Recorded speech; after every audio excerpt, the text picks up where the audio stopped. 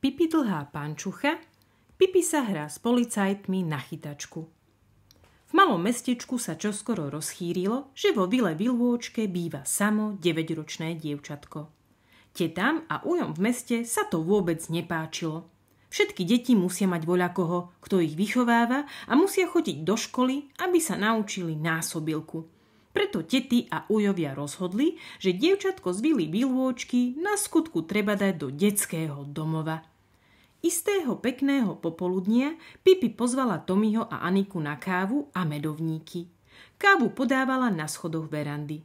Bol pekný slnečný deň a v Pipinej záhrade rozvoniavali všetky kvety. Pán Galán chodil hore dolu po ohrade verandy. A kôň občas vystrčil hlavu, aby dostal medovník. Ach, aký je život krásny! Vydýchla Pipi a natiahla nohy pred seba, ako len mohla. Práve v tej chvíli vošli cez bránku dvaja policajti v rovnošatách. Ho! Nadchýnala sa Pipi. Zdá sa, že dnes mám šťastný deň. Policajti, to je to najlepšie, čo poznám. Hneď po rebarborovom kréme. A nadšene s rozžiarenou tvárou vyšla policajtom naproti. Ty si to dievča, čo sa nasťahovalo do vily Vilôčky?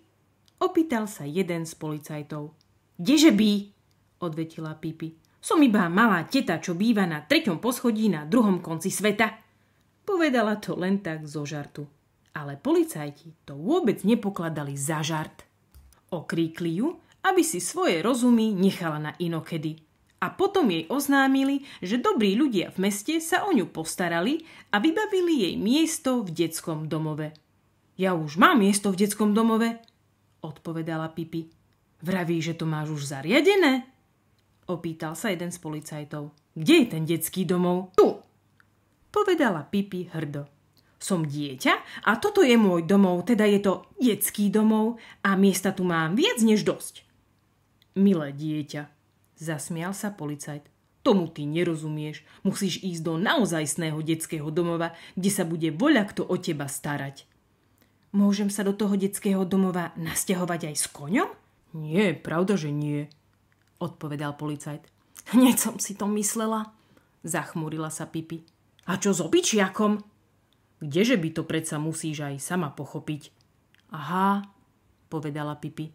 Tak potom si musíte do vášho detského domova zadovážiť deti voľa kde inde. Ja ta nepôjdem. Ale pochop, veď musíš chodiť do školy, namietol policajt. Prečo by som musela chodiť do školy? No, predsa by si sa učila.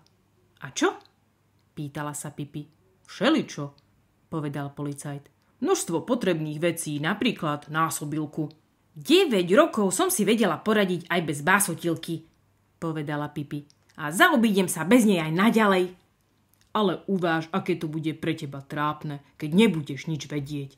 Predstav si, že raz budeš veľká a voľakto sa ťa napríklad opýta, ako sa volá hlavné mesto Portugalska. No ty nebudeš vedieť odpovedať. Čo by som nevedela? Poviem mu, ak chceš tak veľmi vedieť, ako sa volá hlavné mesto Portugalska, tak si napíš rovno do Portugalska. A nemyslíš, že to bude hanba, keď to nebudeš vedieť? Možno, prisvedčila Pipi. Možno občas večer nebudem môcť zaspať a jednostaj budem premýšľať, ako sa len volá hlavné mesto Portugalska, ale človek sa nemôže stále len zabávať. Povedala Pipi a pre zmenu sa postavila na ruky. Napokon sockom som bola v Lisabone, pokračovala, stojac na rukách, lebo aj tak vedela hovoriť. Tu sa však na ňu jeden z policajtov ohriakol, aby si nemyslela, že si bude robiť, čo sa jej zachce. Hneď a zaraz pôjde s nimi do detského domova. Podišiel k nej a chytil ju za ruku. Ale Pipi sa mu chytro vytrhla, zľahka ho štuchla a povedala: Chytáš! A ani sa nenazdal, už vyskočila na ohradu verandy. V zápätí bola na balkóne nad verandou. Policajtom sa nechcelo štverať za ňou. Preto vbehli do domu a potom po schodoch nahor. Ale kým sa dostali na balkón, Pipi už vyliezala na strechu. Liezla po streche ako opica. Za okamih bola na samom vrchu a zručne sa štverala na komín. Poníže na balkóne si obidvaja policajti v zúfalstve trhali vlasy a Tomi s Anikou pozerali na Pipi z trávnika. Veľmi rada sa hrám na chytačku, volala Pipi. Ste milí, že ste sem prišli. Dnes mám naozaj šťastný deň. Keď sa policajti spamätali, priniesli rebrík, opreli ho o štít strechy a jeden za druhým vyliezli nahor, aby Pipi zlapali. No keď už boli hore a balancujúc vykročili smerom k Pipi, nevyzerali práve najodvážnejšie. Nebojte sa, volala Pipi. To nie je nebezpečné, vždy s úsmevom. Keď sa k nej policajti priblížili na 2 kroky, Pipi sa chytro spustila z komína a s krikom i smiechom prebehla po hrebení strechy na jej druhý koniec. 2 metre od domu bol strom. Už letím! Zavolala a skočila rovno do zelenej koruny stromu, zabesila sa na konár, chvíľu sa hojdala sem tam a potom sa spustila na zem. V zápätí obehla dom, vzala rebrík a odniesla ho. Policajti boli sklamaní, keď Pipi zoskočila, ale ešte väčšmi zrozpačiteli, keď pribalancovali po hrebení strechy naspäť a chceli zliesť po rebríku. Najprv sa strašne nazlostili a vykrikovali na Pipi, ktorá na nich pozerala zdola, aby im na skutku rebrík pristavila, lebo uvidí. Čo sa tak zlostíte? Vyčítala im Pipi. Veď sa len hráme na chytačku, tak buďme kamaráti. Policajti sa zamysleli a napokon jeden z nich rozpačito povedal. Počuj, budeš taká láskavá a pristavíš nám rebrík, aby sme mohli zliezť dolu. Ale pravda, že? Odvetila Pipi a hneď im rebrík pristavila. Potom si vypijeme kávu a pekne si spolu posedíme. Lenže policajti boli zákerní. Len čo sa dostali na zem, s krikom sa vyrútili na Pipi. Teraz ti ukážeme, ty protivné dievčisko. Ale Pipi odvetila. Teraz už nemám čas na hru, no zabávala som sa výborne, to uznávam. Potom obidvoch policajtov schytila za opasky a vyniesla ich po záhradnom chodníku cez bránu na cestu. Tam ich usadila a trvalo im dlho, kým sa spamätali. Dočkajte, zavolala Pipi a odbehla do kuchyne. Vrátila sa s 2 medovníkovými srdiečkami. Hráčte ochutnať, ponúkla ich.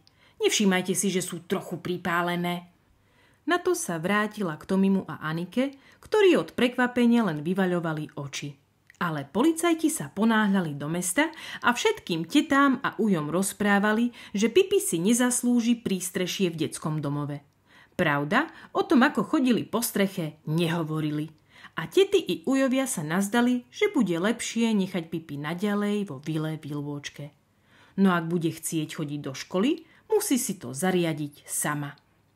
Pipi s Tomím a Anikou strávili naozaj príjemné popoludnie. Pokračovali v prerušenom posedení pri káve. Pipi vpratala do seba 14 medovníkov a potom povedala. To nebola tá pravá zábava s policajtmi, kdeže? Bolo v tom priveľa rečí o detskom domove, básotielke a Lisabone. O chvíľu vyniesla von koňa a všetci traja na ňom jazdili. Anika sa najprv bála a nechcela, ale keď videla, ako sa Tommy a Pipi zabávajú, musela Pipi a ju vyložiť na koňa. Kôň behal dookola po záhrade a Tommy spieval. Tu idú Švédi víťazne vpred. Keď sa v ten večer Tommy a Anika ukladali spať, Tommy sa spýtal. Anika, však urobila Pipi dobre, keď sa sem nasťahovala. Pravdaže? Odpovedala Anika. Už sa ani nepamätám, na čo sme sa hrávali, kým tu nebývala. Ty sa pamätáš? Nuž, hrávali sme kriket a tak, povedala Anika. Ale s Pipi je to veru oveľa veselšie, aj s koňom a kadečím.